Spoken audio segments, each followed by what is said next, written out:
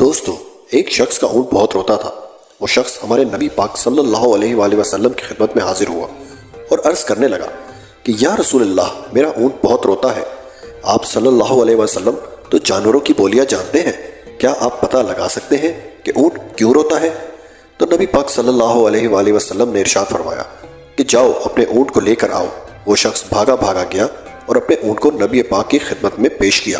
ہمارے نبی پاک نے ارشاد فرمایا کہ اونٹ، آخر تم کیوں روتے ہو؟ کیا تمہارا مالک تمہارے ساتھ کوئی زبردستی کرتا ہے؟ تو اونٹ نے جواب دیا کہ نہیں یا رسول اللہ۔ آپ صلی اللہ علیہ وسلم نے دوسرا سوال کیا کہ اونٹ، کیا تمہارا مالک تم پر ضرورت سے زیادہ بوجھ ڈالتا ہے؟ تو اونٹ نے جواب دیا نہیں یا رسول اللہ۔ آپ صلی اللہ علیہ وآلہ وسلم نے پھر ارشاد فرمایا کیا تمہارا مالک تم کو پیٹ بھر کر چارہ نہیں دیتا؟ تو اونٹ کہنے لگا کہ نہیں یا رسول اللہ، یہ معاملہ بھی نہیں ہے۔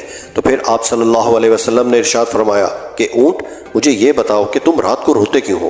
تو وہ اونٹ کہنے لگا کہ یا رسول اللہ، جب بھی میرا مالک رات کو گھر آتا ہے، بستر پر لیٹتا ہے، تو مجھے اس کی چارپائی کے نیچے جلتی ہوئی آگ نظر آتی ہے، جس کو دیکھ کر میں زاروں قطار رونے لگتا ہوں، کیونکہ میرا مالک عشاء کی نماز پڑھے بغیر ہی سو جاتا ہے، اور جب وہ آگ مجھے نظر آتی ہے تو میں زاروں قطار رونے لگتا ہوں۔ اللہ اکبر۔ اور ہمارے ہاں یہ حال ہے کہ اگر ہمارے بچے سو رہے ہوں تو ہمارے والدین کوشش کرتے ہیں کہ ان کی نیند خراب نہ ہو، چاہے نماز چلی جائے، لیکن وہ ان کو جگاتے نہیں ہیں۔